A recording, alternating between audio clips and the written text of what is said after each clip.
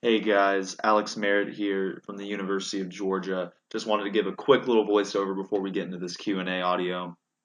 Just a couple of tidbits before we get in. There is some background noise in the audio. I do apologize for that. I try to reduce it as much as possible, but there's only so much you can do with editing. Um, I will be talking with Kaela Yamini, the president of the UGA chapter of the NAACP. Um, the introduction got cut a little short, so I wanted to put that out there so you know who I'm talking to. I also apologize that this Q&A might be a little long. I tried to find stuff to edit out. There really wasn't that much that I found not relevant to the story. I felt that a lot of what we talked about was relevant and needed to be in there. So otherwise, I hope you guys enjoy. And yeah, here's Kayla Yamini. You give me your major, your year, and your hometown. Yes, so I am a psychology and human development and family science double major. I'm a third year, and I'm from Lawrenceville, Georgia. Oh, same, Lawrenceville. Nice. Um, Actually, this is one of my questions, but what do you want to do with your degree? So I do want to go to graduate school to study either clinical or counseling psych, and to work with adolescents that struggle with suicide ideation, particularly in like minority groups and stuff. So Oh, that's awesome. Awesome. Um, so just to start off, obviously, I'll get this out of the way. Obviously, the NAACP has been in the news a lot recently due to the actions of a fraternity on campus. yeah. Can you just kind of explain, how you have handled the whole situation and how the organization has kind of stepped up to respond to it? Yeah. So for me, I know that this wasn't like the first incident that's happened at UGA with some type of racial insensitivity. So my main concern was like, okay, I know this is probably going to be the last straw for a lot of people. And how do we address it so that it doesn't turn into something that becomes violent or aggressive and really just puts a negative light on the university. So I wanted to have some kind of space where people can talk about it. They can be around people that may be experiencing the same things that they are, and that's why we had the big program with SGA in solidarity. Was that the event at MLC a Yes. few weeks ago? Okay, I read Yeah. about that. Yeah, so that's why we did that, because I wanted, people to be able to come together to talk about their feelings, and then not only just like bask in anger or frustration or whatever it is, but to actually think about next steps and how we move past it and what kind of things can we do to let the administrators know like we're not okay with this. So And how did that event at the MLC go? it went really well. We had a lot of people come out. We had like over 300 people come, That's awesome. and we were able to create a lot of like next steps and procedures that we could publish and give to the administration afterwards. So And ultimately, what was the biggest takeaway from that? the biggest takeaway is that this isn't just like a fraternity issue or a Greek life issue, but it's like an institutional problem. And that, UGA, it's not a secret that there's some sort of a culture of racism that has existed, and it's starting to transcend in other aspects, like in Greek life and in regular student life. You never know what you're going to experience as a student of color. So just, addressing the issue as a whole instead of within one specific group of UGA. Yeah. Okay. Okay. Um, Kind of for more background purposes. So you're the president of the NAACP. How long have you been president? How did you get there? How to Yeah. explain your journey to that spot? So I started NAACP as a freshman. I was just interested. I wanted to learn more about it.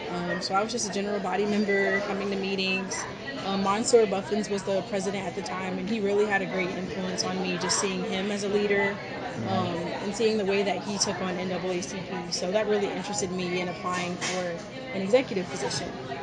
So that year, at the end of that year, I applied for the education chair. Thought it was something safe, maybe something I could engage in, because I had never really had a big leadership position before. So I really wanted to do a good job. And what was your role as education chair? So I was kind of like a jack of all trades. We had different positions within NAACP. So there's like political action, health. So I address any issues that promote equality within the education system, and I try to attack that through community service. So like having field days with Oconee County Parks and Rec, we did that a lot. We did some programs with like a social justice symposium with the School of Social Work.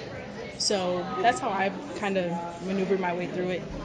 And then towards the end of that year, the president last year, Courtney, she was leaving, and she just kind of pulled me to the side and was like, "So, you know why I brought you here, right? And I was like, yeah. It's like, so I want you to be president. And I was like, okay. And I thought about it. I was like, I don't know. And I just was like, you know what? Why not? Why not step outside of my box and do it? And so here I am. So, when you were education chair, is that how you also got involved with ESP as well? Yes. Okay. Yes. Okay. Yeah. And did you have like any intention with that, or was that kind of?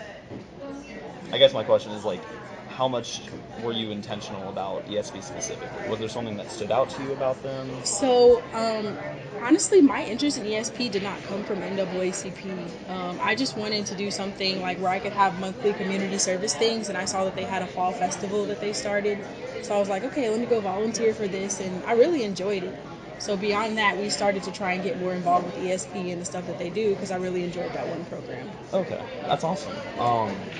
And going back to presidents, how do you think that you have used your position and your platform to affect social change in the community? Because obviously we're in a time where tensions are high. There's a lot of stuff going around. So how do you use your position to affect social change in a good way?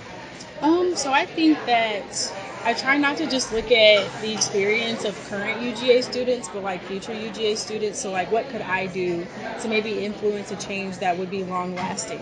Because I have a little sister that's going to be here next year, so I'm like, I don't want her to come into a UGA that people are not proud to be at, that aren't happy to be here because they feel they don't belong because they're a student of color. So I wanted to make sure that I was in a place where I could actually, I could learn more about myself because I feel like I've learned more about me than anything. It's not what I gave to the position, but what it gave to me more so. Um, I recognize that I have a leadership quality that I didn't think that I had before. So like being able to show her that you're able to do this too, and I was able to do it. So you can come into this school and learn and actually do something great. Yeah. Okay. And let's see.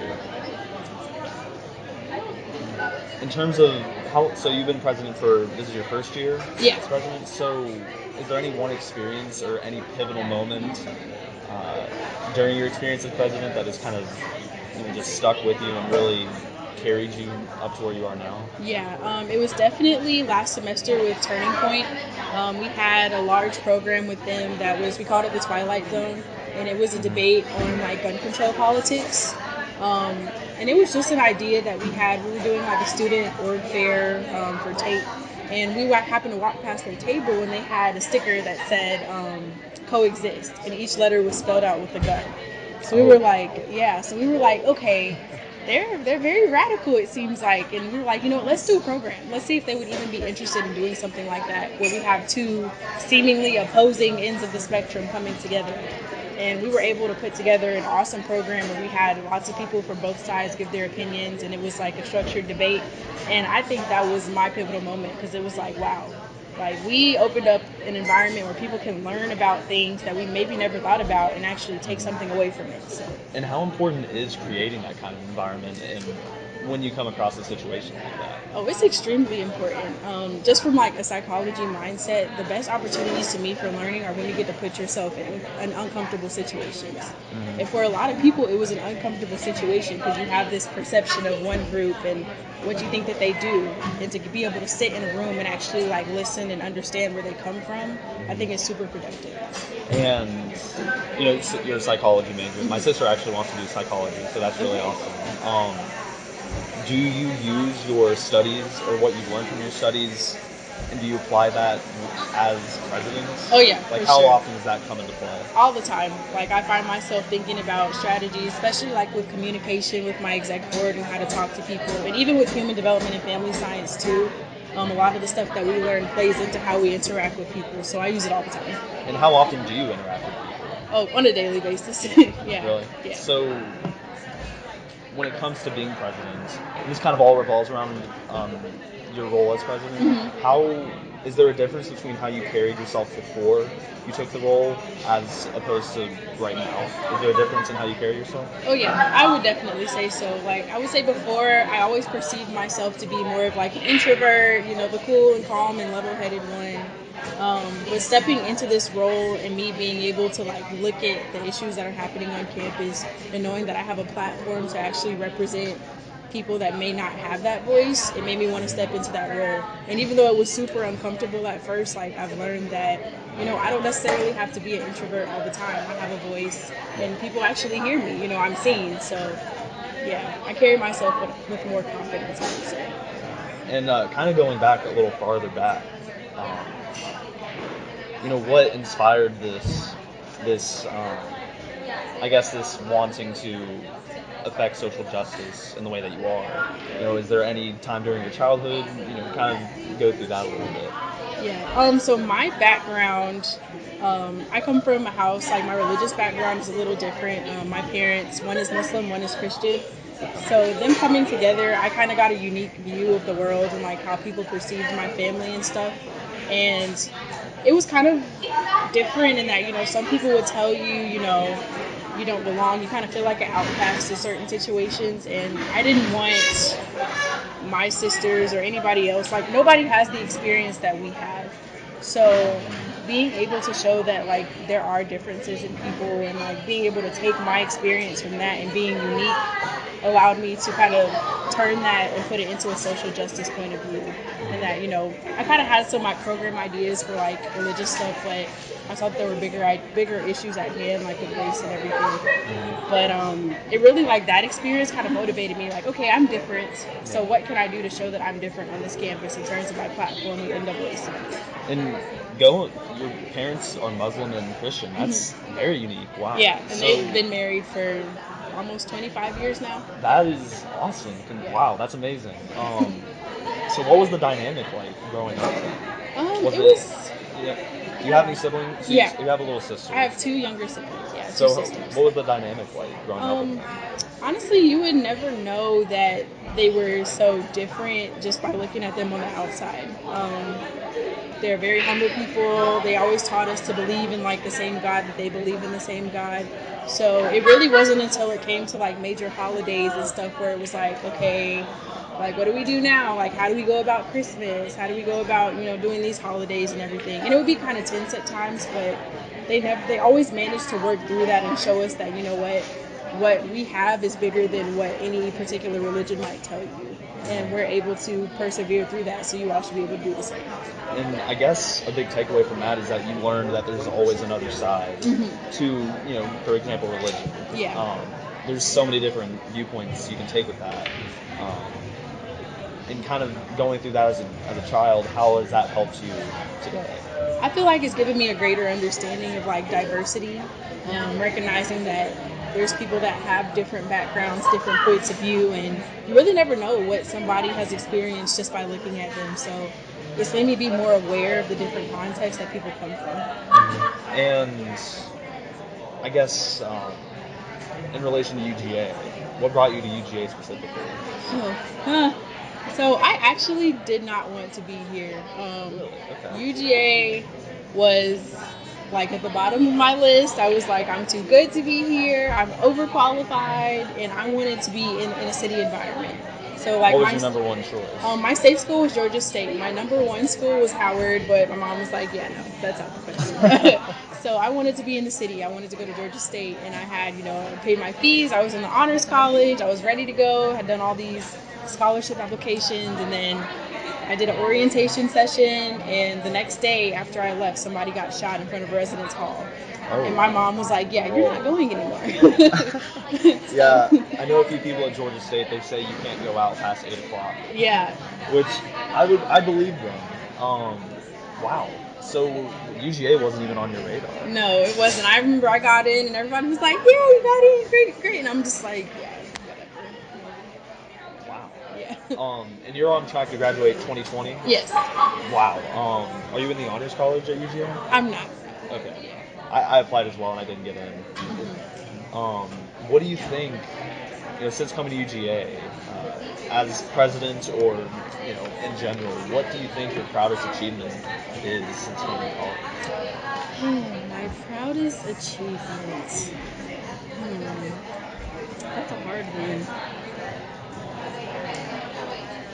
Honestly, I don't even think I've reached my proudest achievement yet. For me, my proudest achievement will be getting that confirmation that I got into graduate school, that I came to this university not knowing what I wanted to do, and or like not feeling like I wanted to be here, and then ending up a product of success and actually getting into somewhere that I care about for graduate school. So I think that's what my biggest accomplishment would be. And with the NAACP, if you could describe the atmosphere of that organization in one word, what would it be?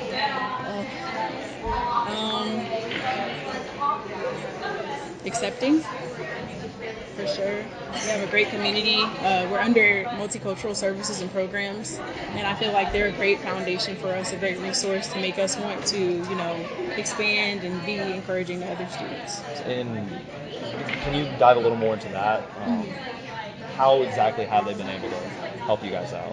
So we do under MSP. There's like 13 organizations, including like the Black Theatrical Ensemble, Asian American Student Association, etc. So MSP, they're kind of our supervisors, our support system. We have a graduate assistant that's assigned with us. Ours is DeLauren Davis. And they kind of come in and they give us so any administrative issues, any social support advice, stuff like that, they're kind of our foundation, our building blocks. So I have weekly meetings with my graduate advisor. If I have any serious questions, I can walk into our director's office and ask for something. So it's a very open, inclusive environment. And relating that to the NAACP specifically, how often are you in meetings? Like, what's your daily schedule look like? It really depends on the week. Right now, we're super, super busy with planning our Image Awards show next Thursday. We're kind of working on some kind of demonstration for next weekend. But typically, I'll have like on Mondays, Tuesdays, Wednesdays, we'll have a meeting.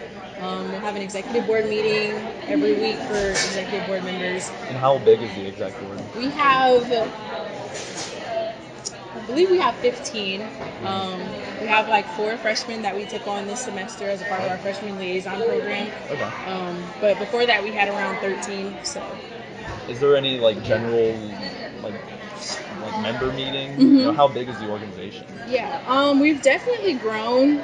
Last year we had my freshman year, it was very big. Like it was very big in Black UGA, so we would have like 75 to 100 members every general body meeting. And then last year it just fell off. So people started coming less, and now we're starting to build our way back up to that. So we have a lot more attendance. I would probably say it's around like maybe 50 members or so that come regularly. Okay. What was the reason for that fall? I think it was just a disconnect in like the population of students that were in Black UGA, because that's the majority of who we have in our general body. So people were giving more of a focus on like their individual goals and stuff rather than like big organizations, I think. So. And as president, do you think that falls to you to kind of communicate that, there's a larger goal than what's individually, I guess, accepted? Yeah, I think it falls on not just me, but like student leaders of organizations as a whole. Like, yes, we're trying to advance our own careers and we have our own objectives, but these organizations weren't founded for nothing. Like, we're here to be a foundation for other students of color on this campus, so we need to continue to do that. Yeah. As president, what has been your toughest challenge? My toughest challenge is like learning how to not do things by myself. I tend to be a very independent person.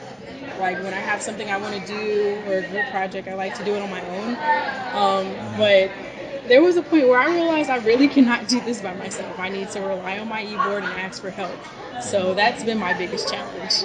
And do you still find yourself adjusting to that? Yeah, to this day. Like even with Image Awards, at first I was kind of like, okay, I have this plan, I need to do this and that, and I don't have enough time in the day to do everything by myself. So just delegating and asking for resources and having everybody else contribute too. So, in developing skills and delegating, is that kind of something you learned on the fly? Is that something you knew you would need to do? I kind of learned it on the fly. It took the first program. I would say our first program, like last semester, was not very successful because I thought I could do everything by myself and put everything together, and it ended up just kind of being something thrown together at the last minute. But over the course of the term, I learned how to, talk to people. Okay, what do you all think about this? How do we collaborate with this? Like, how do we do things together? So it was definitely like a learning process for me. And in communicating to the general body, Are there any struggles with that? How does that go typically? General body is not really an issue. We don't have any like specific group chats or anything, but we do have a listserv that we send out, and we're very active on Twitter. So that's how we get most of our information out to them. Okay. And kind of looking forward, is there any like big plans other than that award ceremony? Are there any big plans in the future? Anything that's in the works right now? Yeah, so we do have a program coming up on April 23rd. It's with the filmmakers of Below Baldwin, and they're going to be doing a screening here at the Tate Theater of the film. So that's happening. And then we have like one final general body meeting on April 30th to talk about, I guess, like a potluck, a congratulations, a get ready for finals type thing. But we are in the process of working on a demonstration during G Day. Oh, wow, really? Yeah, hashtag March on Millage. Okay. So we're just kind of, we know that the video stemmed from Greek life, so we kind of wanted to make a statement to UGA and to Greek life that, we don't accept this is why we're marching, something like that. And when it comes to protesting, that's something else I wanted to touch on. Because I can't remember if it was Donald Trump or Donald Trump junior but you organized a protest. Yeah. Somewhere in Athens, I can't remember where. How do you go about that in a respectful way? And do you think about conveying a peaceful message when you do something like that? So I think the idea of a protest is kind of scary on a college campus, especially for administrators, just because they're like, okay, are they angry? Are they trying to do something violent? So what I did was I had conversations with administrators. So like Dr. Cook, Dr. Howard, I talked to my department head about some ideas that I had for it. And we made sure that, we let the administration know, okay, this is what's happening. This is what we're going to do. This is our plan. We don't anticipate getting any students getting in trouble, and this is how we plan on conducting it. But it's a lot of steps that go into it. Depending on the type of protest, you have to have permits, you have to have permission to do things, you have to follow by this policy and stuff. So it's not just a spontaneous, anger like a strike. Yeah, it's a lot of preparation that goes into it. And so this protest on millage, how long has this been in the works? This was something that we kind of decided maybe a couple weeks ago, but we just wanted to make sure we had all the right steps in order with like Athens Clarke County Police or with UGA Police and the administration to make sure we're doing everything the right way. And you mentioned permits, so like, what exactly do you mean? Like, permits from the police department, from the government, what exactly? So like to protest on this campus, you kind of have to apply to do a demonstration. So we're in the process of doing that, and then if you're doing it off campus, you have to apply to do like a demonstration with them too.